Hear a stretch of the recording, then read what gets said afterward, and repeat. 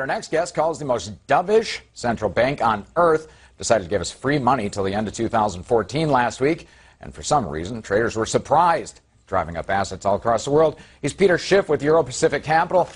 Peter, this low rates for infinity really hurts long-term borrowers, it hurts debt holders, basically the old people who live off this type of interest. How can they make money? Absolutely, but it also fundamentally hurts the U.S. economy because it prevents it from restructuring. See, the Federal Reserve doesn't care about the long-term health of the economy.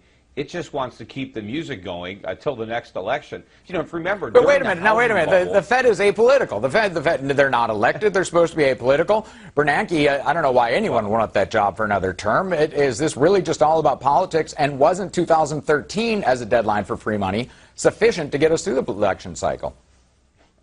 Well, you would have thought, but we're so addicted to it that we need it in perpetuity. And the Fed is very political. That's the problem. You know, if you remember the housing bubble, had the Fed raised interest rates more aggressively in 2002, 2003, 2004, we would have had a bursting of that bubble much sooner than 2008, and it wouldn't have done nearly as much damage.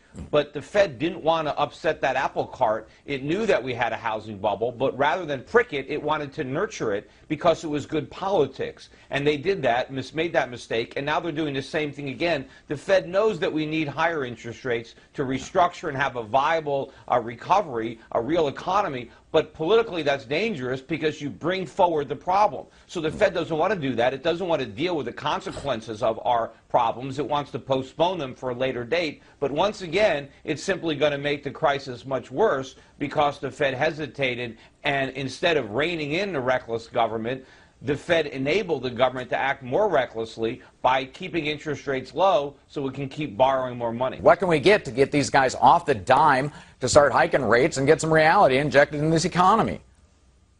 Well, we need a truly independent Federal Reserve, number one, and we need to take away a lot of its powers, and we need to appoint people that understand economics, that understand money and inflation, that have read the U.S. Constitution, because I think the people that are there now, including Ben Bernanke, really are clueless about money, about how it works, about inflation, about where it comes from, about the business cycle, about what causes it. They really believe in this nonsense of Keynesian economics. They think that you can print prosperity, that more government solves problems, and that is the problem. If we can go back to the original intent of the Federal Reserve, or better yet, get rid of it entirely and go back to the original intent of the framers of the Constitution, we'll have sound money and we'll have a much smaller government and therefore a much more prosperous America. You would think, but again, we get back to the retirees. We get back to folks that almost have to get pushed on the risk spectrum. When you saw those extension of low rates forever, asset classes across the board went up. The Fed is all but begging for people to get out there on the risk side of the curve. Aren't the retirees forced to play part of this game of musical chairs? Aren't people, they're basically forced to put their assets into higher risk type of entities, aren't they, or entities?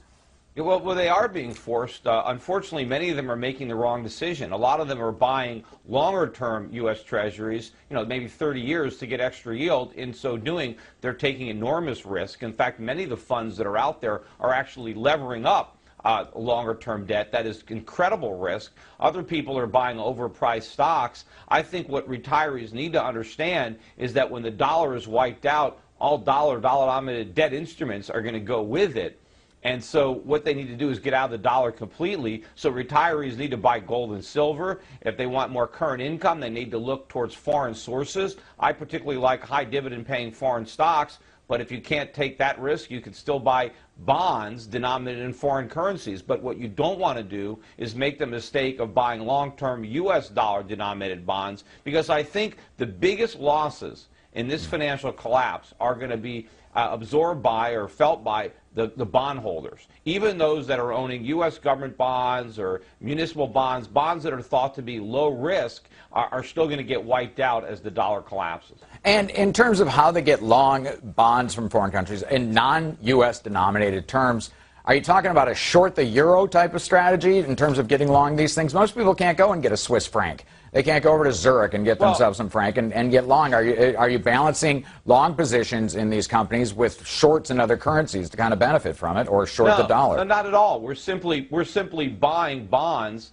denominated in other currencies that are obligations of foreign governments or foreign corporations. I mean, they're very easy to buy. You can buy them through funds that invest in these securities. You can buy them directly. And we do both. At my company, Euro Pacific Capital, we create bond portfolios for people where we buy bonds in Swiss francs, Australian dollars, Norwegian kroner, Singapore dollars, Canadian dollars, all sorts of currencies, and both of governments. If you want a AAA credit rating, there are still some governments out there that are AAA. The U.S. is not, at least according to the S&P, but there are still other governments out there that are rated AAA by S&P. You can buy those bonds and have those obligations denominated and paid to you in stronger currencies that are not being printed into oblivion.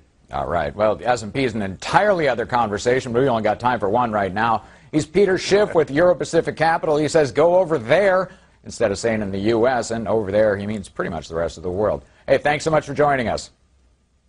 Sure.